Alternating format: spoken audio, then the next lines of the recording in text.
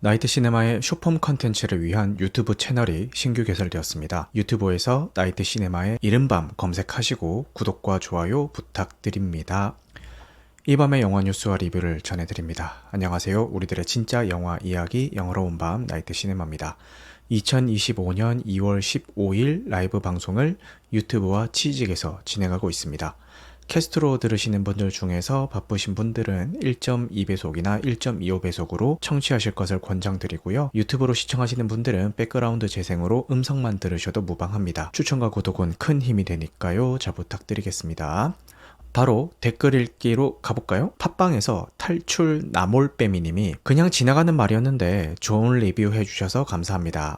지난주에 했었던 위플래시 리뷰 이야기 하시는 거죠. 저는 나시님이 예상하신 대로 이게 인생영화라는 친구의 추천으로 영화를 접하게 됐습니다. 맞아요. 이 위플래시를 인생영화로 꼽으시는 분들이 생각보다 꽤 계시더라고요. 중반부까진 그럭저럭 이해하고 분석하면서 봤는데 후반부에 플래처가 엿먹이는 부분에서 멘탈이 나가서 결말 때는 소리 질렀습니다. 끝나고 곰곰이 생각하고 앞으로의 앤드류의 미래를 생각하니 무섭더라고요. 영화 제목인 위플래시는 채찍질이라는 뜻이라네요. 그리고 앤드류가 다음에 쳐야 하는 곡은 위플래시고 아직 그는 무대에서 연주하지 못했습니다. 그의 인생에는 채찍질 같은 플래처의 훈련만이 기다리고 있겠죠 라고 댓글을 남겨주셨습니다.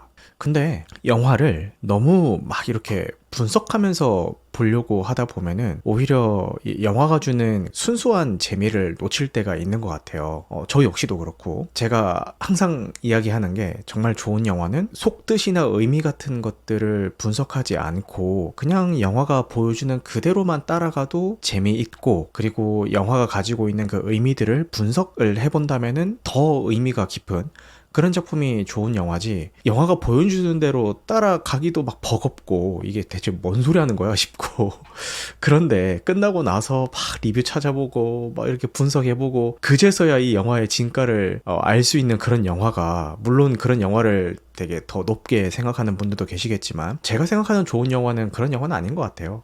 그냥 영화가 보여주는 그대로 따라가기만 해도 그래도 재밌고 뭔가 의미가 있는 작품이어야지 그런 생각이 들어요. 그래서 보실 때 나중에 다회차 같은 거 할 때 또 몰라도 어떤 영화든 처음에 보실 때는 그냥 너무 막 복잡하게 생각하지 말고 영화가 보여주는 대로 따라가보자 이렇게 보시는 것도 방법입니다. 물론 뭐 이따가도 말씀드릴 브루탈리스트 같은 거 그런 거는 보면서 머리 깨지죠. 깨지는데 영화가 의미하는 말을 막 하나도 놓치기 싫어가지고 막 아득바득 이렇게 장면마다 저건 무슨 의미일까? 저건 무슨 뜻일까? 이렇게 생각해 가면서 보면 머리가 깨지는데 사실 브루탈리스트가 그냥 보여주는 한 남자의 그 인생의 굴곡만 이렇게 가볍게 따라가면서 봐도 충분히 재밌는 작품이거든요. 그러니까 감상하는 방법은 여러 가지가 있겠지만 뭔가 분석하려니까 머리가 깨질 것 같다. 소리 지르고 싶어진다. 이런 상황일 때는 그냥 보여주는 대로 한번 따라가 보시는 것도 방법일 것 같다. 너무 막 심각하게 보기보다는 영화가 주는 어떤 1차원적인 그런 그 재미를 쫓아가 보시는 것도 방법인 것 같다. 이런 말씀을 드리고 싶었습니다. 브루탈리스트가 러닝타임이 외국 영화 중에서 최고로 길다고 하더라고요. 3시간 35분. 그래서 중간중간에 뮤지컬처럼 인터미션이 있다고 들었어요. 맞습니다. 인터미션이 15분 정도 들어가 있고요. 근데 제가 이 영화를 보기 전에는 아니 인터미션 15분은 양심적으로 그 영화 시간에서 빼야 되는 거 아니야? 이런 생각을 했어요. 근데 막상 영화를 보고 나니까 이 인터미션도 다분히 의도된 굉장히 정교하게 설계된 감독의 의도구나라는 생각이 들어서 지금 이 작품에 한해서는 이 인터미션도 그냥 작품 상영 시간 안에 넣어주는 게 맞겠다 이런 생각으로 좀 바뀌었습니다. 오늘 뭐 이 자리가 그 브루탈리스트 이야기하는 자리는 아니기 때문에 막 너무 딥하게 말씀은 드리지 않도록 하겠습니다. 괜히 또 스포일러가 될 수도 있고 제가 이번 주에 영화를 굉장히 많이 봤는데 짧게라도 뭐 재미있었다 없었다 뭐 인상 깊었다 아니었다 요 정도만이라도 이따가 근황 토크 할 때 언급을 한번 해드리도록 하겠습니다. 그것들을 다 리뷰하기에는 제가 준비 시간이 너무 부족해가지고 그나마 제일 빨리 준비할 수 있었던 이 캡틴 아메리카를 오늘 들고 왔습니다. 그리고 파랑1님이 500일의 썸머가 재개봉했다길래 봤는데 정말 시간 가는 줄 모르고 재밌게 봤습니다. 색다른 방식의 사랑영화라 정말 좋았고요. 개인적으로 마지막 장면이 굉장히 인상적이었습니다. 자연스레 계절이 흘러가듯 삶은 계속되고 이별 뒤에 새로운 만남도 찾아오는 법, Love Goes On 이라고 한편의 시와 같은 그런 댓글을 남겨주셨는데 500일의 썸머 재밌는 작품이죠. 저도 예전에 왓챠 파티를 통해서 저희 청취자 단톡방에 계신 분들과 함께 감상을 하면서 너무 재밌게 봤던 그런 작품인데 여름이 가고 가을이 왔구나 라는 의미로 뭐 되게 인상 깊었다 이런 말씀을 남겨주신 것 같습니다. 저도 원래 캡틴 아메리카 브레이브 뉴 월드 랜선 무대 인사 보려고 했다가 취소했어요. 그래서 내일 아이맥스 아니면은 울트라 4D 중에 보려고요 라고 말씀하시는데 보고 온 입장에서 조언을 드리자면은 굳이 특별관에서 이걸 봐야 되나 싶고, 굳이 특별관을 원하신다면은 아이맥스보다는 4DX가 훨씬 낫지 않을까 그런 생각이 듭니다. 공중 전 장면이 자주 나오기 때문에 4DX관에서 보신다면은 역동적으로 볼 수 있지 않을까라는 생각에 굳이 특별관에서 봐야겠다면은 아이맥스보다는 4D관을 더 추천드리지만 저라면은 그냥 일반관에서 볼 것 같습니다. 브루탈리스트나 퇴마록이 아닌 캡틴 아메리카를 하시는군요 라고 말씀하시는데 방금도 말씀드렸지만 브루탈리스트를 준비하기에는 아직 제가 이 영화를 완전히 이해하지 못했고요. 남들 앞에서 이렇게 이야기를 한 만큼 완전히 이해를 하지 못했고, 퇴마록은 제가 오늘 대본을 한 반 정도 썼어요. 대본을 완성하면은 둘 다 다뤄야지 라는 생각에 열심히 대본을 썼는데 반 정도밖에 완성을 못했습니다. 테마록은 제가 시사회 다녀와서 봤습니다. 오늘 할 수 있으면은 스포일러 없이 오늘 하고 영상 예약 공개를 그 개봉일인 다음 금요일로 이렇게 해놓을까 했는데 대본을 완성 못해서 그렇게는 못할 것 같습니다. 제가 지난주에 스케줄이 엄청 빡빡했는데 그나마 제일 빨리 준비할 수 있었던 게 캡틴 아메리카라서 부득이하게 캡틴 아메리카를 준비했습니다. 테마록도 특별관에서 21일에 개봉한다 하더라고요. 맞습니다. 저는 4DX 시사회에 다녀왔는데 이따가도 말씀드리겠지만 굳이 싶고요. 일반관에서 보셔도 충분합니다. 그리고 유튜브 댓글 읽어드리겠습니다. 위플래시 영상에 임범영님께서 모든 걸 통제하고 지 마음대로 해야 하는 플래처 교수에게 당하기만 했던 앤드류가 결국 다시 돌아와 자신의 힘으로 드럼을 치고 그 플래처 교수를 심벌즈 조수로 쓰며 마지막에 포즈만 취하도록 하는 장면은 무엇보다 앤드류의 승리라고 생각합니다. 이후에 플래처와 같은 사람을 또 만날지는 모르겠지만 그동안의 과오를 저 승리로 인해서 씻어내고 앞으로는 더 단단한 본인으로 성장할 것처럼 저는 봤어요 라고 남겨주셨는데 제가 이 영화의 결말에 대해서 이야기를 하면서 영화가 끝나고 난 뒤에 인물들은 과연 어떻게 살아갔을까를 이야기를 하면서 도끼만 잔뜩 남아가지고 연인, 가족, 건강 다 잃어버린 이 앤드류가 과연 이후의 삶을 정상적으로 살아갈 수 있었을까? 아니라고 본다라고 이야기를 했는데 약간 비관적으로 이야기를 했는데 임범영님은 그 해피엔딩 식의 이런 해석을 해주신 것 같아요. 사실 열린 결말이기 때문에 어떻게 해석을 해도 다 좋은 해석이죠. 임범영님의 해석도 충분히 좋은 해석인 것 같습니다. 그 다음에 브루탈리스트 후기 게시글을 올린 것에 푸른별님이 남겨주신 글입니다. 다음 주에 보려고 예매해놨는데 3시간 반을 허리가 버틸 수 있을지라고 이야기를 해주셨네요. 일단 인터미션이 있기 때문에 만약에 허리가 좀 불편하시더라도 중간에 스트레칭 한번 하셔도 괜찮고요. 그리고 보신 분들은 공감하시겠지만 재생시간은 3시간 35분이지만 금방 지나갑니다.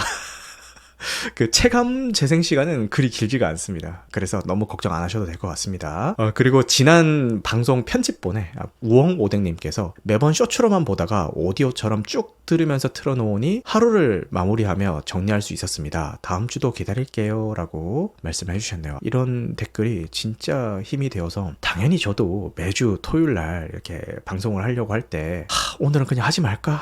이런 생각을 당연히 하죠. 저도 사람인데. 오늘만 해도 아까 테마록 이야기 드렸잖아요. 제 욕심에 오늘 진짜 테마록 리뷰를 너무 하고 싶었거든요. 이따가 근황 토크 시간에 좀 더 이제 자세히 말씀드릴 건데 이 대본을 이제 반밖에 완성을 못한 상황에서 스스로도 좀 짜증이 났어요.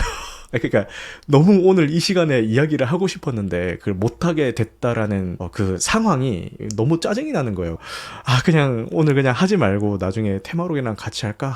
고민을 방송을 이제 온 하기 전까지 막 했는데 일단은 켰거든요. 잘 킨 것 같습니다. 제가 이제 방송을 하면서 느낀 건데 뭐든 이런 생각이 너무 많으면은 행동이 안 나가는 것 같아요. 일단 행동을 해야 되는 것 같습니다. 테마록 이거 하고 싶은데 못해서 짜증나라는 생각할 그 시간에 일단 방송 시작 버튼을 한번 누르는 게 좀 더 자기 발전에 도움이 되지 않았나라는 생각을 하면서 오늘 제가 테마록 시사회에 다녀왔다라는 것 때문에 그 후기를 기대하시는 분들이 많으실 텐데 오늘은 본격적인 리뷰보다는 그냥 짧게 요랬다 요 정도만 언급을 해드릴게요. 제가 지난주에 영화를 4편을 봤거든요. 그거 다 정리하기도 빡셉니다. 네, 이렇게 댓글은 여기까지 읽도록 하고요. 근황 토크를 시작을 해보겠습니다. 첫 번째 근황을 말씀드리자면은 제가 지난주 근황 토크 할 때 다음 주 스케줄에 대해서 쭉 말씀을 드렸잖아요. 월요일은 회식이 있고 화요일은 애 학원 라이딩을 가야 되고 수요일은 서브스턴스 오프라인 토론회를 해야 되고 목요일은 영화 총 연달아서 3편을 볼 예정이다. 그리고 금요일은 그 테마록 시사회가 예정이 되어 있다. 진짜 완전 풀 스케줄이었거든요. 와, 말도 안 되는 스케줄이었는데 어쨌든 이거를 제가 큰 무리 없이 다 소화를 했습니다. 그래서 그 소화한 과정을 여러분들에게 한번 근황 토크로 이야기를 해드리도록 하겠습니다. 월요일에 회식한 이야기, 화요일에 애 학원 라이딩한 이야기 관심 없죠? 네, 이야기 해봤자 뭐 얘기할 것도 없고 문제는 수요일인데 수요일에 진행했던 이 서브스턴스 오프라인 토론회가 제가 작년부터 해야지 하면서 막 미뤄오던 거를 드디어 이제 실행에 옮긴 거죠. 이것도 아까 제가 말씀드린 것과 같은 맥락입니다. 이거 할까 말까? 이거 하면 내가 잘할 수 있을까? 이거 한다고 해서 오는 사람은 있을까? 이런 생각할 시간에 일단 공지부터 때리는 거예요. 공지부터 때리면은 뭐 죽이 되든 밥이 되든 준비를 해야 되잖아. 그래서 일단 공지부터 때리고 행동에 옮겼습니다. 네, 다행히 그 대관한 장소의 정원에 딱 맞게 많은 분들이 와주셨고요. 너무 감사합니다. 사실 약간 오버부킹이 있었는데 요즘 대감기 유행의 시대잖아요. 제가 미리 공지를 드렸어요. 감기가 걸려서 되게 힘든 상황인데 저한테 좀 미안해서든 아니면은 어떻게든 이런 자리에 참석하고 싶은 그런 마음에서든 그 자리에 오시는 게 오히려 서로에게 안 좋을 수 있다. 감기 걸린 분은 걸린 대로 힘들고 이제 같이 말을 많이 해야 되는 자리에 있는 분들은 감기가 옮을까봐 신경 쓰이고 그런 상황이 생길 수가 있다. 우리는 선입금을 받지 않고 실참석 인원들에게 사용된 실비를 이제 후정산을 할 테니까 당일이라도 내가 몸 상태가 좀 안 좋다 이런 분들은 부담 가지지 말고 꼭 얘기를 해달라. 안 오셔도 괜찮다 이렇게 얘기를 했더니 실제로 당일날 이제 컨디션이 안 좋으셔서 몇 분이 이제 취소를 했어요. 의도한 건 아닌데 그 취소한 인원과 추가로 저 오늘 갑작스럽긴 한데 좀 가도 될까요? 이런 인원들까지 다 하니까 정말 그 대관한 장소 인원에 딱 맞았습니다. 12분이 딱 와주셨습니다. 와주셔서 너무 감사했고 레크레이션 겸 토론회를 진행을 했는데 레크레이션을 먼저 할지 토론을 먼저 할지 순서를 고민을 했는데 처음에는 이제 토론부터 먼저 하고 약간 격해져 있는 분위기를 레크레이션을 통해서 좀 풀어볼까 이렇게 생각을 했는데 아니다. 이게 초면인 사람들도 많으니까 레크레이션을 통해서 아이스 브레이킹부터 하고 이제 토론을 하는 게 토론할 때 좀 더 말이 잘 나오겠다라는 생각이 들어서 이제 서브스턴스라는 작품을 소재로 이제 레크레이션을 진행을 했습니다. 어떤 걸 했느냐? 제가 그 애플 TV에서 구매를 한 다음에 영화를 보면서 1부터 25까지 영화 장면들을 이제 쭉 정리를 했습니다. 총 25개의 영화 장면을 가지고 빙고를 했습니다.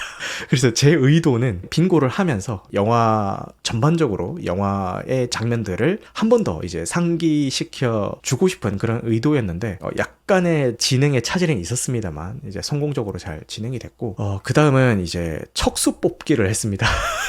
통 하나는 이제 물이 가득 차 있고 통 하나는 빈 통이에요. 그래서 주사기로 이제 물이 가득 차 있는 이 통에서 주사기로 그 물을 뽑아가지고 빈 통으로 옮기는 그런 레크레이션을 했어요. 팀을 나눠가지고 이제 팀 대표가 나와서 누가 더 빨리 옮기냐 그걸 한 거죠. 생각보다 이 주사기가 빡세서 사람들이 저 이거 준비하시면서 직접 한번 해보셨나요? 물어보던데. 정말 죄송하게도 제가 머릿속으로만 시뮬레이션을 돌리고 직접 해보진 않았거든요. 근데 물 양도 많고 이 물을 빨아들일 때 그 주사기도 굉장히 좀 힘을 많이 줘야 되는 그런 상황이라서 사람들이 그걸 하면서 전완근 아파요 막 이러면서 고통을 호소하시는 분도 계시고 해도 물 양이 안 줄어드니까 이거 언제 끝나요? 라는 분도 계셔가지고 너무 죄송했는데 뭐 그 과정에서 막 몸개그도 나오고 하면서 다행히 좀 분위기는 잘 흘러갔던 것 같아요. 제일 많이 웃었던 시간이 아닌가 싶습니다. 그렇게 레크레이션을 진행을 하고 토론회를 진행을 했는데, 이 영화가 이제 자기 취향이었던 사람이랑 취향이 아니었던 사람이랑 나눠서 팀을 나눠서 이렇게 서로 이야기하는 시간을 가졌는데, 정말 의도한 건 아니지만 우연찮게도 취향이다와 취향이 아니다가 정말 딱 반반 갈린 거예요. 그래서 되게 흥미로웠습니다. 제가 굳이 호불호를 나눠서 토론을 시켰던 이유는, 자, 지금부터 편 갈라서 한번 싸워봐, 이게 아니라 제가 미션을 줬습니다. 그러니까 불호팀한테는 상대방은 왜 호일까? 그리고 호팀한테는 상대방은 왜 불호일까? 한번 생각을 해보세요 라고 한 다음에, 다 토론이 끝난 시점에 그러면은 지금부터 상대방이 왜 호인지 그리고 왜 불호인지 맞춘 개수만큼 제가 점수를 드리겠습니다 라고 이야기를 했어요. 그러니까 제 의도는, 이제 나는 불호지만 왜 다른 사람들은 호라고 이야기하는 사람도 있을까? 아니면 그 반대로 나는 호인데 왜 이 영화가 취향이 아니라고 하는 사람들도 있을까? 이렇게 서로를 좀 이해하는 시간을 가져보라는 그런 의도였는데, 다행히도 뭐 제 의도가 통했는지 잘 모르겠지만 그 토론 과정은 굉장히 건설적이었어요. 고성이 오가고 아니 그게 말이 됩니까? 뭐 이런 상황이 펼쳐질까봐 되게 좀 걱정을 했는데, 생각보다 사람들이 정말 선진 토론 문화를 보여주면서 정말 신사적으로 이 토론이 진행이 되는 거예요. 저는 진행만 하고 뭔가 참여를 하진 않았지만 그거를 듣고 있는 저도 되게 공부가 많이 됐고, 토론의 자세에 대해서 정말 많이 배웠던 것 같아요. 와, 이런 상황에서는 저런 식으로 이야기를 해야 누구도 기분 상하지 않게 반박을 하면서도 내 의견을 좀 피력할 수 있구나, 이런 이 토론의 자세를 그 시간을 통해서 좀 많이 배웠던 것 같아서 저도 뜻깊은 시간이었습니다. 굳이 막 이 영화에서 이 장면은 뭐 어떤 의미가 있고 이런 분석은 솔직히 그 자리에서 이야기하는 것보다 잘 해놓은 사람들이 유튜브에 많이 올려놨어요. 그런 거 보는 게 낫지, 굳이 이 시간에서까지 막 뭐 영화 장면 막 해체해가면서 이렇게 이야기를 하고 싶진 않아서, 그냥 이 영화를 통해서 생각해 봤으면 하는 그런 토픽들을 제가 몇 개를 뽑았습니다. 그래서 그거를 뽑은 거를 포스트잇에 써붙여가지고 책상 위에 널브러 놓은 다음에 던지면은 바닥에 착 붙었다가 다시 돌아오는 그 끈끈이가 있습니다. 끈끈이로 이제 대화 주제를 픽하세요 라고 해서 랜덤 픽 해가지고 그걸로 자기가 픽해서 가져온 그 토론 주제를 또 팀별로 이야기를 해보고, 뭐 어떤 이야기가 오갔다, 이런 이야기를 하는 시간을 가졌습니다. 그 토론 토픽들만 따로 한번 쭉 읊어드리자면은, 그러니까 이 방송 들으시는 분들도 이 서브스턴스를 뭐 보신 분도 있고 안 보신 분들도 계시겠지만, 보신 분들은 이 작품에서 이런 것도 한번 생각해 볼 수 있겠구나 라는 생각을 하셨으면 좋겠고, 안 보신 분들은 다음에 이 작품을 볼 때 이런 토픽들을 좀 유의해서 보면 좋겠구나 라는 거를 생각해 보시라는 차원에서 토픽들 한번 읽고 지나가 보도록 하겠습니다. 영화에서 드러난 외모 집착의 원인과 결과, 그리고 현실 사회에서 체감하는 외모 지상주의, 그리고 엘리자베스와 수의 관계가 상징하는 의미, 또 현실에 나와 SNS에서 보여지는 나의 갭, 다시 태어나더라도 절대 바꾸고 싶지 않은 것 혹은 바꾸고 싶은 것, 과거의 나로 돌아간다면 하고 싶은 것, 그리고 영화에서 표현된 여성의 신체와 사회적 시선, 그리고 여성의 나이됨에 대한 사회의 이중잣대, 이런 토픽들을 제가 던졌고, 요 토픽들을 가지고 사람들이 활발하게 토론을 해주셨습니다. 그래서 너무 감사하게 이 토론회가 성황리에 마무리됐던 것 같고, 이 토론회를 진행하면서 준비한 사람 입장에서 제일 전율이 돋았던 그 순간은 뭐였냐면은, 자, 오늘 준비한 내용은 여기까지고요, 이제 토론회 마무리를 해보겠습니다 라고 이야기를 했는데, 왜 벌써 끝나요? 라고 이야기가 나온 거예요. 근데 그 왜 벌써 끝나요? 라는 이야기가 나온 시점이 2시간이 경과한 2시간이 경과한 시점이었거든요. 잘했구나라는 게 그 말에서 딱 느껴지더라고요. 사람들이 아쉬워하는구나 라는 생각과, 그리고 이 사람들의 체감 시간이 되게 빨리 흘러갔구나 라는 그 두 가지 생각이 동시에 들면서, 그러면 나 성공했다 라는 생각이 듦과 동시에 전율이 막 돋았던 것 같았습니다. 다음 오프라인 영화 토론회는 언제가 될지도 모르겠고 무슨 작품이 될지도 모르겠지만, 좋은 작품이 있다면은 한번 다시 열어보도록 하겠습니다. 주변에서 브루탈리스트를 가지고 한번 열어주면 안 되겠느냐 이런 얘기를 하던데, 앞서서 말씀드린 것처럼 저도 아직 이해가 덜 끝난 작품이기 때문에, 만약에 제가 브루탈리스트를 리뷰할 수 있을 정도의 이 이해도가 쌓이면은, 제 스스로의 생각이 쌓이면은 그때 한번 생각을 해보겠습니다. 근데 하더라도 아마 브루탈리스트가 VOD 서비스를 시작한 시점에서야 좀 준비를 하지 않을까, 그런 생각이 드네요. 여기 채팅창에 계신 초롱이 님도 이 브루탈리스트를 방금 보고 나오셨는데, 영화를 보고 나서 이렇게 대화를 나누고 싶어지는 작품은 정말 오랜만에 오랜만이다라고 말씀을 하셨거든요. 그래서 이거를 다루게 된다면은 반기실 분들이 많으실 것 같긴 한데, 아무리 제가 이 진행 롤이라지만 제가 이 작품에 대한 이해도가 어느 정도 수준까지는 있어야 제가 이걸 테마로 액티비티라든가 토론 주제라든가 이런 것들을 준비를 할 거잖아요. 그런 게 준비가 되면은 해보겠습니다. 근데 이렇게 얘기하니까 막 너무 어려운 영화 아니에요? 막 이렇게 오해를 하실 것 같은데, 어렵게 보자면 어렵고요.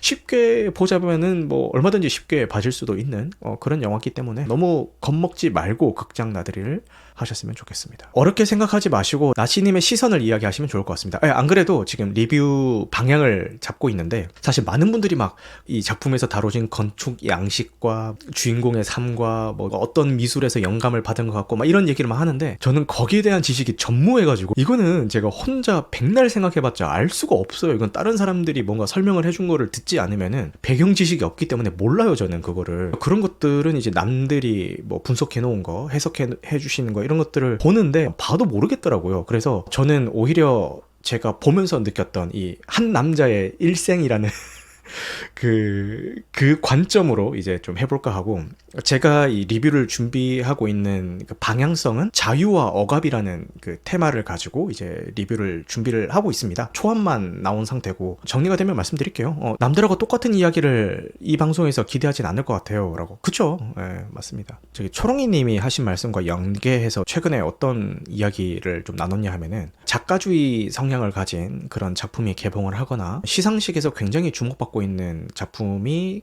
개봉을 하면은 어김없이 뭐 이동진 평론가의 GV라든가 뭐 언택트톡 혹은 관련된 그 영화계 종사자분들이 오셔서 뭐 GV 같은 것들 이런 행사들 많이 하잖아요. 이제 거기에 대해서 그런 생각을 하시는 분들이 계신 것 같아요. 이 영화를 보고 나서 충분히 혼자 스스로 이 영화에 대해서 좀 사색을 한다거나 생각해 볼 시간을 가지지 않고, 영화가 끝나자마자 무슨 정답지를 펼치듯이 바로 설명회가 시작되는 게 그게 맞나, 그렇게 보려는 사람들이 많아진 것 같다. 굳이 GV나 이런 거 아니더라도 영화 보자마자 왓챠피디아를 켠다든가 그 유튜브에서 리뷰 영상을 찾아본다든가 뭐 이런 거에 대해서 약간 우려의 목소리를 내시는 분들이 계시더라고요. 근데 어떤 맥락에서 그런 말씀을 하시는지는 충분히 저도 이해를 하고, 저 역시도 굉장히 경계하는 자세 중에 하나입니다. 그러니까 제가 브루탈리스트라는 작품이 어렵게 느껴진 이유는, 저도 이거 이해 안 되면은 그냥 영화 보고 나와서 다 찾아보면 돼요. 아, 이런 거였어? 이러면서 이런 의미였어? 이렇게 보면 돼요. 보면 되는데 그러기가 싫은 거죠. 제 생각이 녹아지지 않고 남들이 다 하는 이야기를 똑같이 앵무새처럼 하는 게 그게 무슨 의미가 있을까?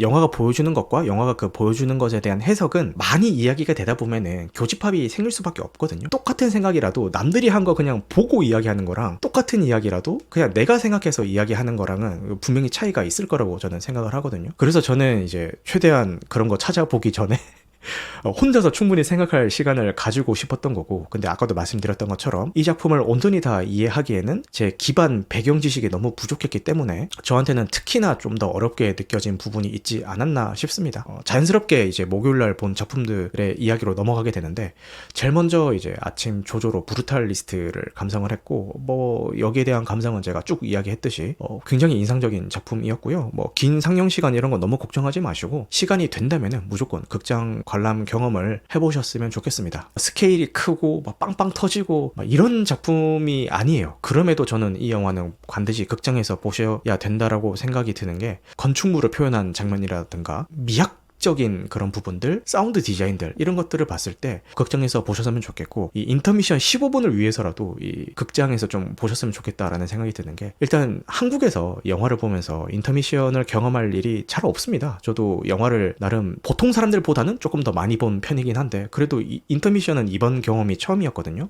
근데 제가 막연히 생각했던 이 작품에서의 인터미션은 그냥 한 중간쯤 대충 끊어가지고 화면 시커멓게 꺼버리고 극장에 불 들어오고 자 15분 뒤에 오세요 이런 식의 인터미션을 생각을 했는데, 제가 구체적으로 언급은 안 하겠습니다만 다분히 감독의 의도가 들어간, 그리고 그 인터미션의 타이밍 역시 이 작품상에서 인터미션이 들어가도 이상하지 않을 법한, 그냥 단순히 뭐 1부 2부처럼 잘 끊었다 이게 아니라 이 인터미션조차도 연출적으로 사용이 된 그 타이밍에 딱 들어가기 때문에, 이거는 극장에서 경험을 하지 않으시면은 집에서 OTT로 보시면은 이거는 100% 다 느낄 수가 없겠다 이 작품에 대해서, 그런 생각이 들어서 무조건 극장 관람을 작품을 추천을 드립니다. 아침에 보는 게 좋을까요? 점심에 보는 게 좋을까요? 저녁에 보는 게 좋을까요? 어느 타이밍에 보는 게 좋겠냐라는 말씀이신 것 같은데, 저는 아침에 봤는데 좋았습니다. 조조로 보고 나서 나오니까 바로 점심 식사 시간이더라고요. 바로 맛있는 밥 한 끼 먹으면서 영화에 대해서 한번 곱씹어보는 시간도 가질 수 있고 뭐 좋았던 것 같습니다. 그리고 브루탈리스트를 본 다음에 캡틴 아메리카 브레이브 뉴 월드를 봤는데, 이거는 뒤에서 좀 더 자세하게 리뷰를 드리도록 하겠습니다. 그리고 캡틴 아메리카 브레이브 뉴 월드를 보고 봤던 작품은 콘클라베를 봤어요. 이거는 아직 정식 개봉한 작품은 아니고 3월에 개봉 예정인데, 메가박스에서 이 아카데미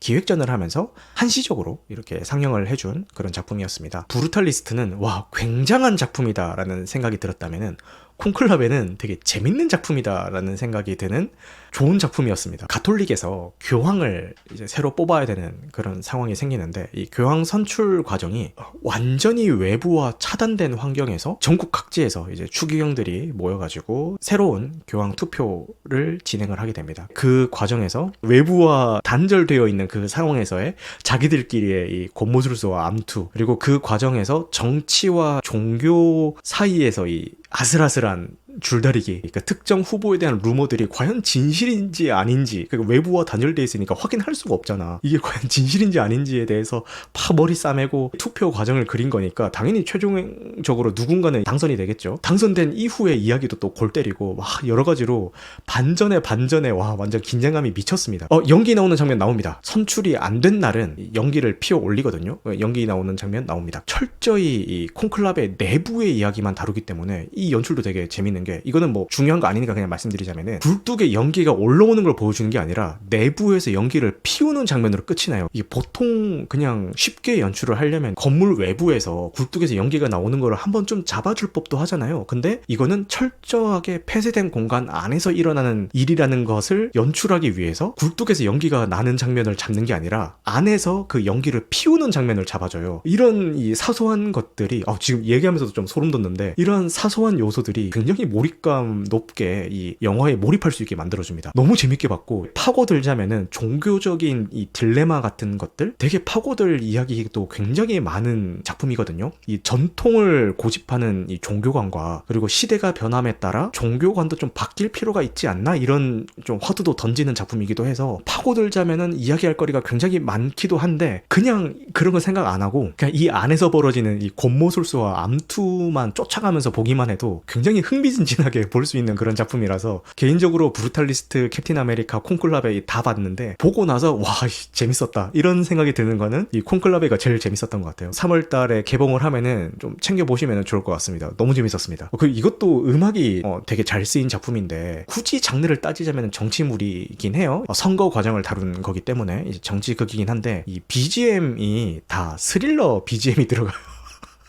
스릴러 영화에서나 쓰일 법한 그런 BGM이 들어가요. 그래서 긴장감이 미쳤습니다. 아직 그 메가박스에서 아카데미 기획전을 하고 있거든요. 저는 수원에서 봤기 때문에 매진까지는 아니었고, 그래도 상영관이 거의 한 3분의 2 정도 차는 그런 환경에서 봤는데, 이게 서울 상영은 매진이 돼가지고 이제 취소표를 노려야 되는 그런 상황이라고 하더라고요. 그만큼 좀 인기가 많은 그런 작품 같습니다. 그래서 아카데미 기획전으로 보셔도 좋고, 나중에 정식 개봉 후에 보셔도 좋으니까 꼭 한번 보셨으면 좋겠습니다. 그리고 미술적인 것도 너무 잘 만들어져 있어서 보는 재미도 있었고요. 요즘 영화관별로 아카데미 특별전에서 아카데미 후보작 미리 봐서 좋더라고요. 저도 그런 의미에서 본 건데 너무 좋았습니다. 하루 연차를 써서 세 작품 연달아서 봤는데 전혀 후회되는 하루가 아니었고, 너무 만족도가 높은 하루여서 좋았습니다. 근데 이 세 작품을 다 보고 나서 이거를 한 번에 다 정리를 하려니까 힘들었는데, 금요일이라도 시간이 있었으면은 금요일이라도 어느 정도 정리할 시간을 가졌을 텐데, 금요일에 또 바로 테마록 시사회를 갔습니다. 테마로 시사회를 가는 바람에 그마저도 또 정리할 시간이 없었어요. 콘클라베 개봉 시기에 맞춰서 제가 방송에서 다룰 예정이고, 브루탈리스트는 최대한 빨리 한번 정리를 해보도록 하겠습니다. 빡센 일주일 보냈죠.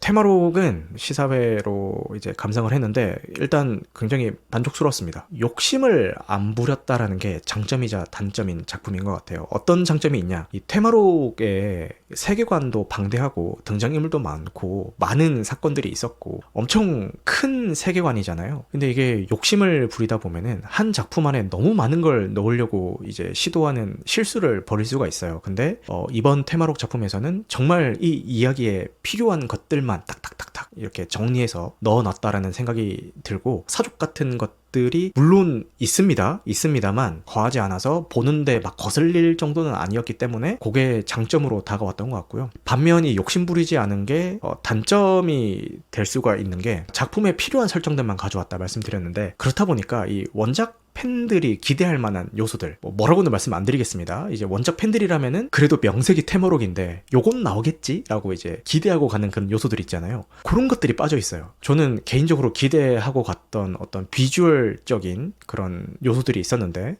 언제 나오나 했는데 결국 안 나오고 끝나버려서 아쉬웠던 면이 있고, 캐릭터들의 어떤 배경 이야기나 전사들을 빼버린 게 장점이자 또 단점 같은 게, 이게 아까 그 욕심 안 부렸다라는 것과 또 일맥상통하는데, 이제 원작을 본 사람들은 대충은 알잖아요. 이게 오래된 작품이지만 대충의 캐릭터 설정은 이제 머릿속에 남아있잖아요. 캐릭터 이미지라든가 이런 것들이. 그거를 알고 보기 때문에 간단하게 플래시백 방식으로 짧게 언급만 해줘도 그냥 대충 이해하고 넘어간단 말이에요. 근데 이 테마록을 이제 와서 이제 처음 접하는 사람들도 과연 이 정도의 묘사만 가지고 저 인물의 온전한 배경 이야기를 다 이해할 수 있을까? 라는 생각이 들면서도 좀 아쉽긴 한데, 그게 또 이 작품에 너무 많이 들어갔으면은 너무 옆길로 새는 느낌이 들었을 것 같기도 하고, 그렇게 감상을 했습니다. 테마록이 딱 끝나고 나면은 전반적으로는 되게 재밌었어 이런 느낌이 드는데, 한편으로 또 영화를 감상하는 도중에 어떤 느낌이 드냐면은, 이제 특정 구간을 딱 집어가지고 이 구간은 좀 늘어지더라 이런 느낌이 아니라,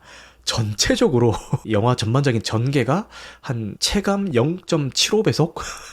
전반적으로 더디게 전개되는 그런 느낌이 좀 있어요. 속도감이 부족한데? 라는 느낌이 좀 들긴 합니다. 그럼에도 불구하고 저는 꽤 만족스럽게 봤던 것 같고, 액션 연출도 좋고, 예고편을 보고 그런 우려가 있더라고요. 너무 게임 그래픽 같다 이런 얘기를 하시던데, 그래도 저는 이제 한국 애니메이션이 요 정도 작화 퀄리티를 뽑아냈다라는 게 굉장히 좀 의미 있는 발전이 아닌가 싶기도 하고, 후기들 같은 거 찾아보니까 그 일상생활에서의 움직임 있잖아요. 그런 것들은 이제 순간순간 약간 어색한 느낌이 좀 들긴 하는데, 액션 장면에서의 움직임들은 굉장히 역동적이고 잘 표현이 됐다, 뭐 요렇게 설명하시는 분들도 계셨습니다. 저는 전반적으로 그 작화에 대해서는 저는 깔 게 없다라는 생각이 들긴 했는데, 그렇게 보시는 분들도 계시더라고요. 대사는 잘 들리셨나요? 라고 하는데, 그 얘기를 내가 빼먹을 뻔했네. 이게 진짜 영리한 게 뭐냐면은, 시종일관 배경음이 때려 박히는 작품이기도 하고, 경문을 외우거나 주문을 외우는 게 단어 하나하나가 중요하다라기보다는 주문을 외우고 있구나, 그냥 뭐 경문을 외우고 있구나, 뭐 요 정도로 이제 관객들이 받아들이잖아요. 사실 그냥 신경 안 쓰고 그냥 웅웅웅웅 이렇게 듣기만 해도 큰 무리가 없는 거잖아요. 근데 이거를 되게 영리하게 그냥 일반 상영에서도 풀타임 자막 처리를 해줍니다. 자막이 나와요. 모든 대사를 다 자막 처리를 해줬어요. 그래서 지금 여러분들 테마록 예매하려고 앱 켜보시면은 테마록 괄호 자막이라고 돼 있을 거예요. 이것 때문에 사람들이 많이 혼란스러워 하더라고요. 뭐야, 영문 더빙에 자막으로 상영하는 거야? 뭐 이렇게 좀 혼란스러워 하시던데, 한국어 더빙에 한글 자막이 깔립니다. 너무 좋았습니다. 너무 좋았고, 보면서 든 생각인데, 굳이 자막 없었어도 그냥 이해하는데 큰 무리는 없었겠다라는 생각이 드는 게, 모든 성우 캐스팅이 전문 성우들을 썼어요. 이 성우들의 연기력이 장난이 아닙니다. 대사 잘 들리냐 이런 걱정은 안 하셔도 된다. 네. 설사 잘 안 들리는 구간이 있더라도 자막 처리가 되어 있다. 그래서 CGV에서 예매 오픈할 때 보니까 자막이라고 되어 있더라고요. 한편으로 일본 애니였나 생각했습니다 라고 하는데, 아닙니다. 한국어 더빙에 한글 자막이 깔립니다. 너무 영리한 선택이었던 것 같습니다. 오늘 테마록 대본을 준비를 한다고 아이와 함께 카페에 갔는데, 요새 애가 완전 해리포터에 빠져 있거든요. 해리포터와 아즈카반의 제수 마지막 권을 그 카페에서 다 읽었어요. 근데 애가 너무 아쉬워하는 거예요. 아즈카반 제수 다음에 불의 전이잖아요. 불의 전 너무 보고 싶다 라면서 너무 아쉬워해서, 저희가 사서 본 게 아니라 주변 도서관에서 이렇게 빌려서 보고 있었는데, 이게 인기가 많다 보니까 이것도 예약을 걸어놔야 막 1, 2주 뒤에야 뭐 이렇게 받아볼 수 있고 그런 상황이에요. 주변에 있는 도서관들 다 뒤졌는데 다 대출 중인 거예요. 어쩔 수 없다. 그래서 주변에 있는 서점들에 다 전화를 돌렸어요. 빨리 갈 수 있는 서점들은 다 뭐 1권이 없어요. 그래서 이거 어떡하지? 라고 하다가 약간 그 거리가 있는 서점에 전화를 했더니, 여기는 정권 다 있습니다 라고 해서 카페에 이제 와이프한테 잠깐만 있어, 나 금방 가서 사올게 라고 해서 대본을 쓰다 말고 이제 애가 아쉬워하니까 바로 뛰쳐나가서 약간 거리가 있는 그 서점까지 가서 이제 불회자 전권을 다 구매를 한 다음에 다시 카페로 돌아가서 자 이제 읽어 라고 주니까 애가 너무 좋아하더라고요. 예. 중간에 그렇게 시간이 붕 뜨는 바람에 대본 작성을 완성하지 못했고, 자 이제 해리포터 줬으니까 난 다시 대본 작성해볼까? 근데 조금 작성하고 있으니까 애가 갑자기 아빠 나 배고파 라고 해서 뭐 먹고 싶은데 나 고기 먹고 싶어. 알았어, 고기 먹으러 가자. 그래서 고기를 먹으러 갔더니 고깃집이 완전 막 문정성신 거예요. 대기가 막 몇 팀씩 막 있는 거예요. 바로 옆 건물에 명륜 진사갈비가 있어가지고 저희 가족끼리 간 건 처음이었는데 옛날에 명륜 진사갈비가 아닙니다. 상당히 만족스럽게 먹고 집에 돌아와서 자 이제 테마록 작성해볼까 라고 했더니 이제 방송 시간이 임박한 거예요. 지금은 테마록 작성할 때가 아니라 댓글 달린 거 정리하고 근황 토크 뭐 할지 생각하고 그럴 타이밍이다 라고 해서 이제 테마록 작성 좀 밀어놓고 그렇게 하다 보니까 결국 완성을 못했습니다. 좀 아쉽네요. 아이가 있으면 내 맘대로 일이 안 됩니다 라고 하는데 맞아요. 저거 공감하고요. 제가 원래 파워 J 성향이어가지고 모든 게 내가 그 사전에 예상했던 대로 다 돌아가야 마음이 편안한 그런 성향의 사람이었는데 이 육아를 시작하다 보니까 내가 계획한 대로 되는 일보다 계획한 대로 안 되는 일이 거의 8할 더 많더라고요. 애가 어렸을 때는 그 모든 상황에 다 스트레스를 받았거든요. 예를 들어서 지금 출발해야 약속 시간까지 좀 여유 있게 도착해서 준비를 할 수 있다 이런 상황인데 애가 갑자기 막 뭐 화장실에 간다거나 애가 갑자기 막 나가기 싫다고 땡깡을 부린다거나 아니면은 기껏 이제 주차장까지 내려왔는데 애 용품이 뭔가 위에 놔두고 왔어. 그리고 또 막 다시 가야 돼. 이런 상황이 생긴다거나 애 나가자고 애를 설득하는데 시간을 엄청 써야 된다거나 뭐 이러면서 내 계획대로 안 되는 일이 너무 많아지고 거기에 하나하나 다 스트레스 받다 보니까 제 스스로가 못 견디는 상황이 된 거예요. 너무 정신적으로 너무 힘들어진 거예요. 그래서 놨습니다. 원래는 정말 타임라인을 빽빽하게 이제 계획을 하는 성향이었는데 요새는 계획을 짜더라도 오늘 저녁은 고기다. 몇 시에 어느 식당에 가서 뭐 고기를 먹고 옛날에는 뭐 이렇게 짰다면은 그냥 오늘 저녁은 고기다 이렇게 짜는 거예요. 생각보다 애가 일찍 배고프다고 해서 뭐 한 5시쯤 가든 뭐 딴 거 하다가 좀 늦어져서 7시쯤 가든 오늘 저녁은 고기다 이런 식으로 짜는 거예요. 다음 주에 가족여행을 가는데 가족여행도 옛날에는 자 타임라인별로 몇 시에는 호텔에 이제 체크인을 해야 되고 몇 시에는 수영장에 가야 되고 뭐 이런 식으로 타임라인을 짰는데 지금은 몇 시까지 체크인 한다 이게 끝이에요. 몇 시까지 체크인 한다도 그 몇 시가 지켜질지는 아무도 모릅니다. 그래서 그 몇 시까지 체크인 한다가 안 지켜지더라도 너무 스트레스 받지 말자. 이게 요새 제 마인드입니다. 피로써 그 정도면 빡빡한 일정입니다. 아이고 윤부리느님이 너무 공감을 해주셨고 근황 토크는 여기까지 하도록 하겠습니다. 자 이번 주 개봉작 소개를 한번 하고 진행을 해보겠습니다. 개봉작들이 많은 게 아니라서 몇 작품만 골라서 소개를 하고 넘어가 볼게요. 히어라는 작품이 개봉을 하는데 로버트 저메키스 감독의 새로운 작품이고요. 생성형 AI를 통해서 젊은 날의 모습을 연기할 수 있었다.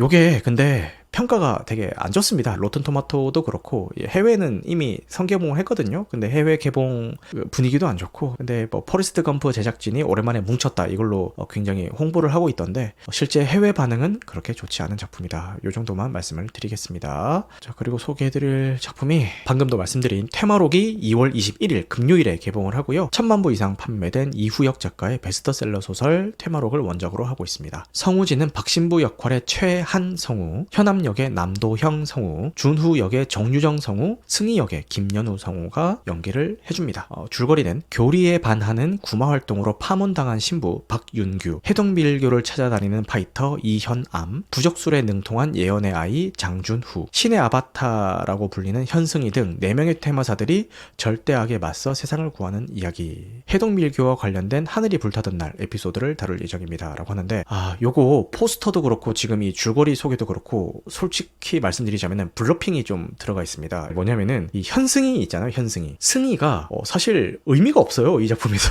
거의 안 나온다고 봐도 되는 수준입니다. 이 초반에 진짜 잠깐 나오고 끝에 잠깐 나오고 이 메인 스토리와 이 중요한 요소들에서는 아예 배제돼서 코빼기도 안 비치는 인물이거든요. 근데 그런 것 치고는 이 예고편도 그렇고 포스터도 그렇고 홍보자료도 그렇고 줄거리도 그렇고 계속 이 신의 아바타라 불리는 현승이 이런 식으로 들어가 있는 거예요. 본편만 보면은 역할이 거의 없다시피 이게 전개가 되거든요. 제가 이 줄거리를 읽다가 또 약간 좀 어이가 없어서 언급을 드리는 거지만 승희는 그냥 안 나온다고 보셔도 됩니다. 박신부 그리고 현암, 준후 요 세 명이서 이야기를 이끌어 간다라고 보시면 될 것 같습니다. 원작을 그대로 가져온 건 아니고 각색을 했는데 각색 과정에서 이후역 작가가 이제 붙어서 같이 함께 이 시나리오를 각색을 했고 거의 한 3년이라는 시간 동안 각색 과정을 거쳤다라고 하더라고요. 이 원작 그대로를 기대하고 보신다면은 지금 파이님도 말씀하셨죠. 에? 승희 없이 전개가 돼요? 이런 것들이 이거 없이도 전개가 돼요? 이게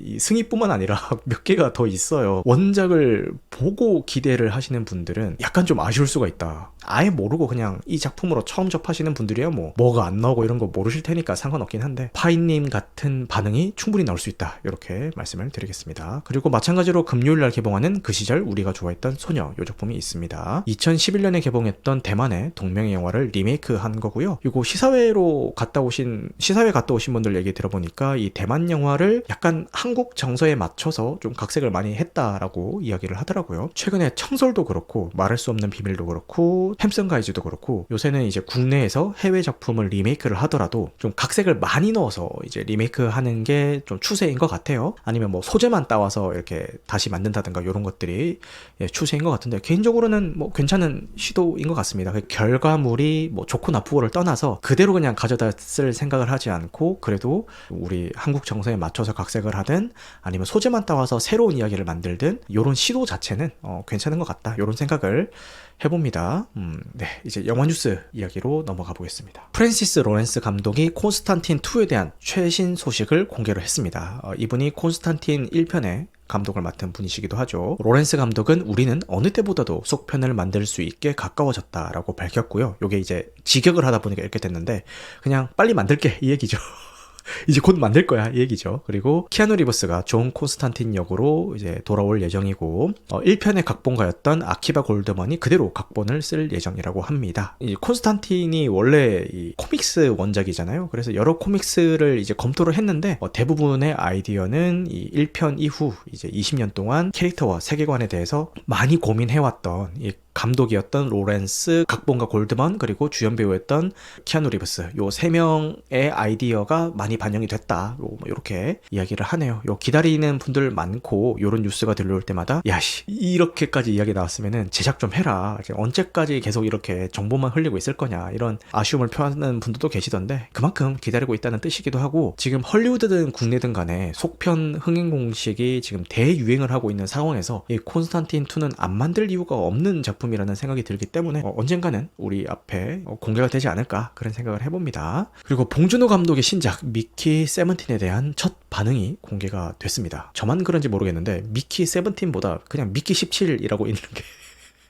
미키 17이라고 읽는 게 좀 더 편한 그런 느낌이 듭니다. 그리고 옛날에 그 에미넴 주연의 8마일 있었잖아요. 저는 이상하게 8마일보다 그냥 8마일이라고 항상 8마일 그랬거든요. 그렇게 읽는 게 좀 더 이제 입에 붙고 그 제작사 중에 하나인 A24 같은 경우도 그냥 A24라고 이야기하는 게 저는 훨씬 더 입에 잘 붙더라고요.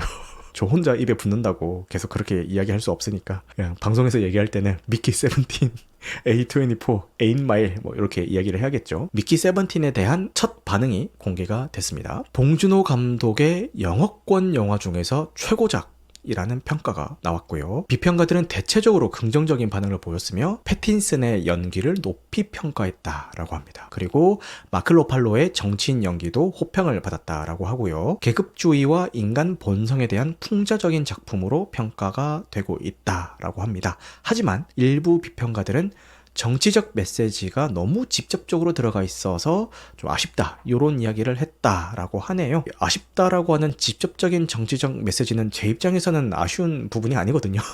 결국은 다 뭐 긍정적인 반응이다 이렇게 이해를 했고 이것도 아마 개봉 당일에 보게 될 것 같은데 보고 나서 또 한번 다뤄보도록 하겠습니다. 네, 영화 뉴스는 여기까지 하고 이제 캡틴 아메리카 브레이브 뉴 월드의 후기를 말씀드리고 오늘 방송은 마치도록 하겠습니다. 원래는 팔콘이었던 샘 윌슨이 새로운 캡틴 아메리카로 활약하는 내용을 그린 캡틴 아메리카 브레이브 뉴 월드를 감상을 했습니다. MCU 드라마 팔콘과 윈터 솔저에서 샘 윌슨이 캡틴 아메리카로 거듭나게 되고 이번 작품에서는 본격적으로 활약을 하면서 내가 과연 캡틴 아메리카라는 그 호칭에 어울리는 인물일까를 고뇌하는 모습을 보여주는 그런 작품입니다. 결론부터 말씀을 드리자면은 과거 MCU 전성기 시절의 작품과는 감히 비교할 수가 없지만 최근 MCU 작품들의 평균적인 수준보다는 약간은 나은 편? 그 정도의 감상으로 봤습니다. 이렇게 따지면은 최근 MCU가 뭐가 있는데? 라고 이야기가 나올 것 같아서 최근작이 뭐가 있었는지 페이지 4, 5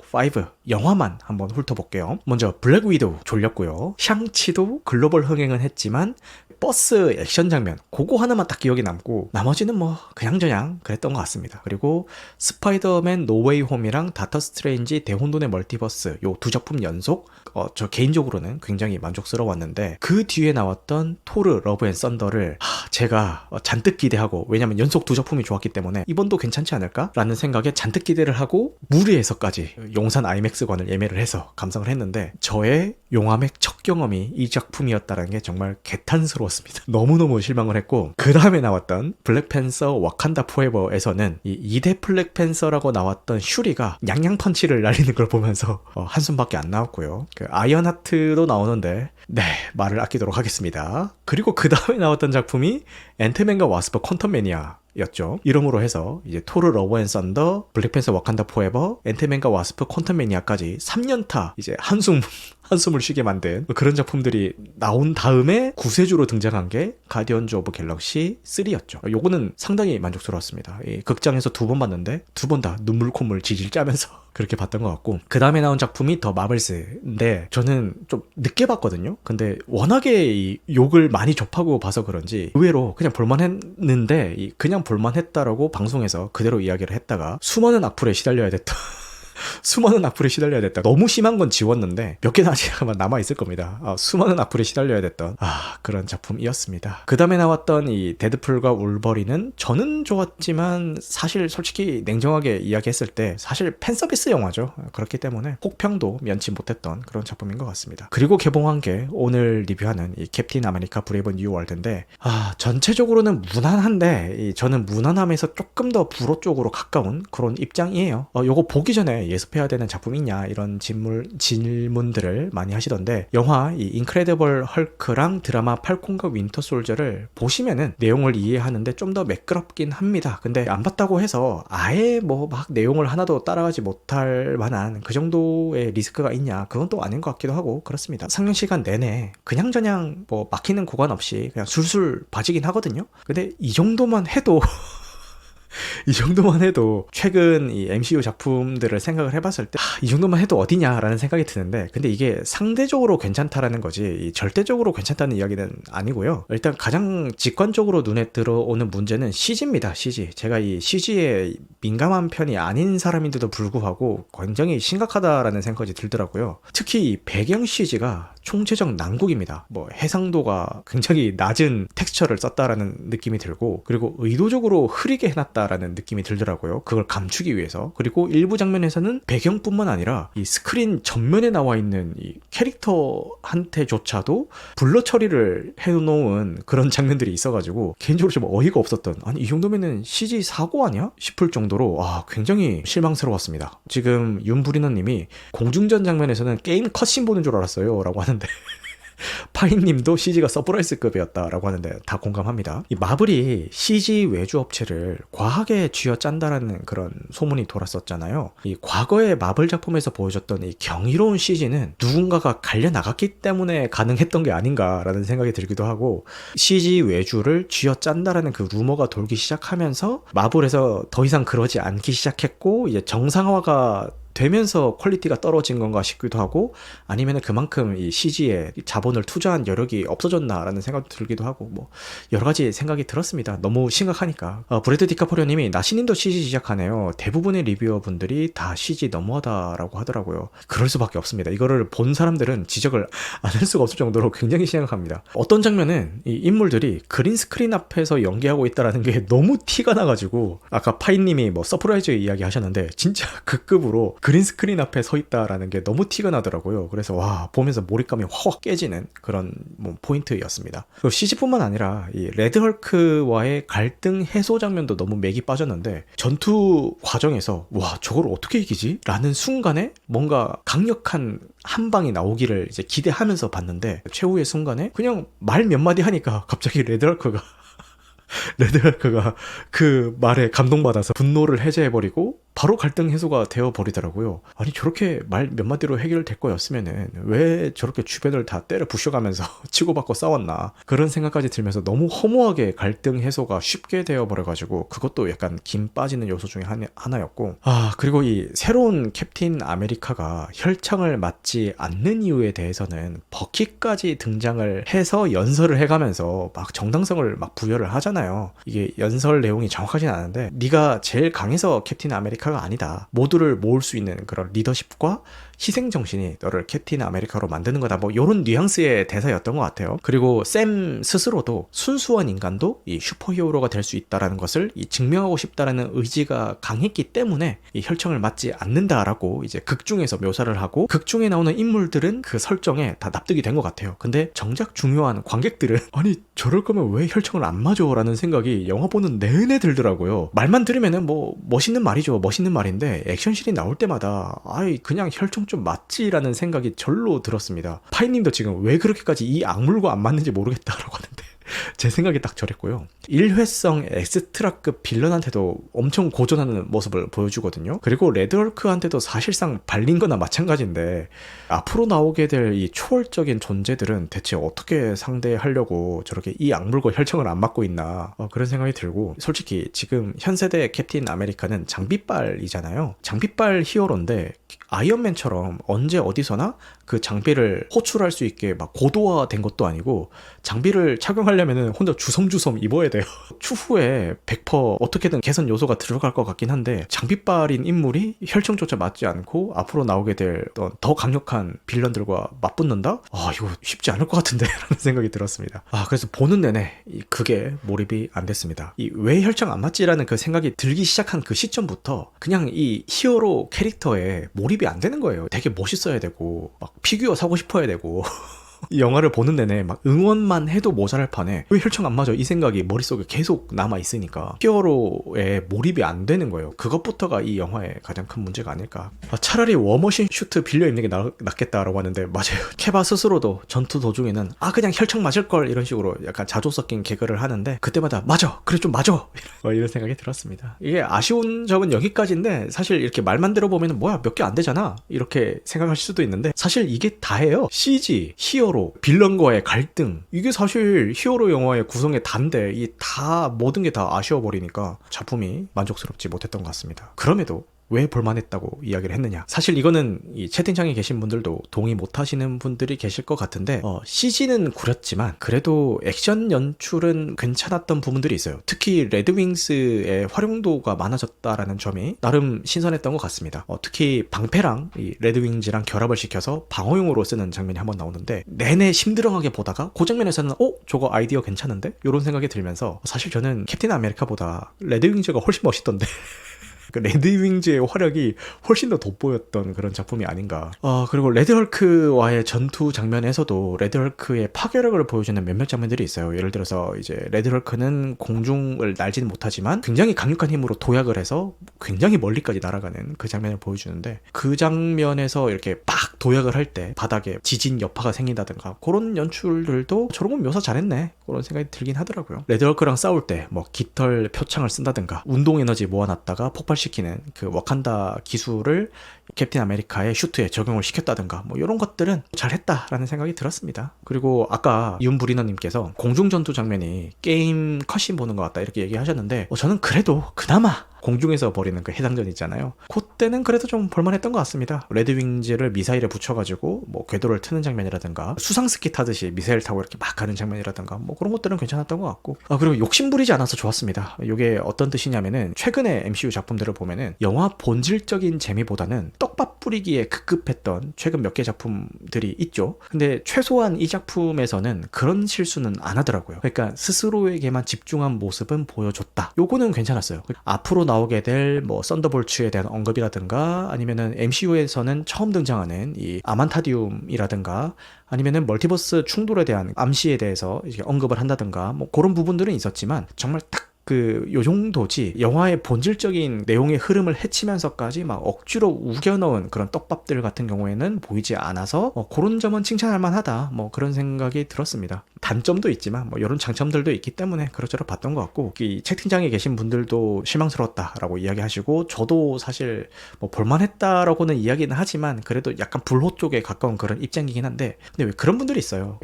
평소에 극장 잘 안 가다가 그냥 마블 영화 나왔다라고 하면은 그제서야 뭐 한번 좀 가시는 그런 분들이 저희 회사에 몇 분 계신데 그런 분들이 재밌던데요? 뭐 이렇게 얘기를 하시더라고요. 볼만하던데요? 액션 잘 뽑았던데요? 이렇게 얘기를 하시더라고요. 평소에 영화 많이 보는 사람들한테는 이런 부분들이 눈에 밟히지만 그냥 뭐 마블 영화 한 편 개봉했다고 하니까 가볍게 그냥 영화관 나들이 한번 하시는 그런 분들은 또 그럭저럭 볼만한 그런 작품인가 싶은 생각도 들기도 했습니다. 초롱님이 억지 떡밥은 없는데 과거 떡밥을 가져왔다.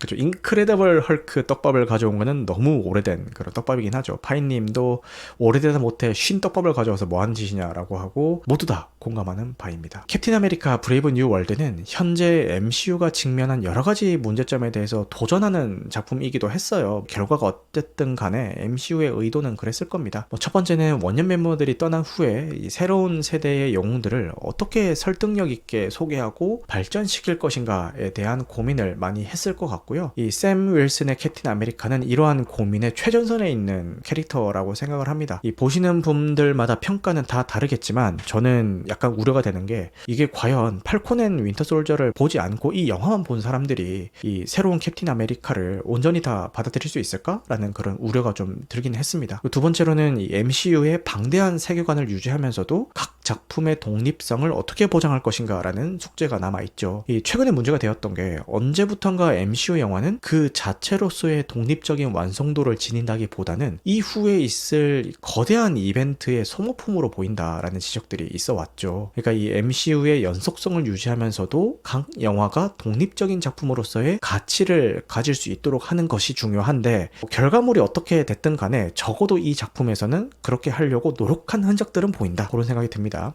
그리고 마지막 세 번째, 이게 제일 큰 문제인데 점점 높아지는 관객들의 기대치를 어떻게 충족시킬 것인가입니다. MCU의 초기 작품들이 세워버린 이 높은 기준을 계속해서 유지한다라는 것은 굉장히 어려운 과제라고 생각을 해요. 솔직히 말씀드리면 이번 작품 역시 기대치를 충족하지는 못했던 것 같고요.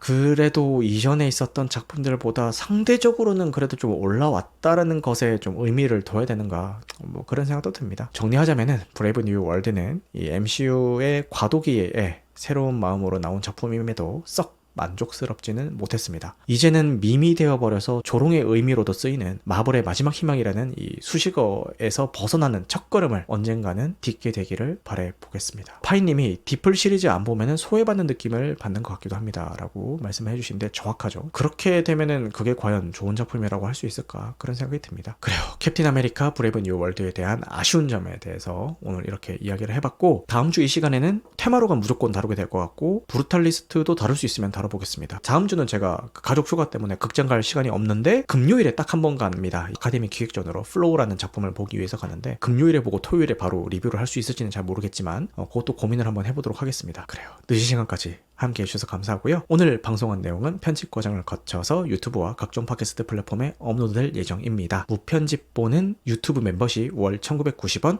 혹은 팟빵에서 건당 300원에 청취 가능하십니다. 영화 틈밤 되시길 바라겠습니다. 감사합니다. 제가 영화 뉴스들을 올리는 오픈 카톡방을 개설을 했는데 여기서는 저만 이야기할 수 있는 방이에요. 디지털 소음이라고 하죠. 그런 거에 스트레스 받을 필요 없이 그냥 저만 이야기하는 것들만 쏙쏙 골라서 받아보실 수 있는 오픈 톡방이니까요. 여기 입장하고 싶으신 분들은 오픈톡방 검색에 발빠른 영화 뉴스와 리뷰라고 검색을 하셔도 되고 아니면 카카오톡 검색에 나이트 시네마 치시면은 제 오픈톡 프로필이 나옵니다. 거기로 말을 거셔서 오픈톡방 링크 좀 주세요 라고 하셔도 되고 아니면은 팟빵 댓글에 들어가 보면은 제가 이 오픈톡방 URL을 남겨놨어요. 거기로 들어오셔도 되고 아니면 인스타그램 나이트 시네마 계정에다가 DM 보내셔서 오픈톡방 링크 좀 주세요 라고 이야기를 하셔도 되니까요. 여기 들어오셔서 제가 올리는 뉴스들 그리고 제 방송 공지들 그리고 영화와 관련된 제 개인적인 생각들 이런 것들 많이 올리고 있으니까요. 여기서 정보 공유하면 좋을 것 같습니다. 모두 감사합니다.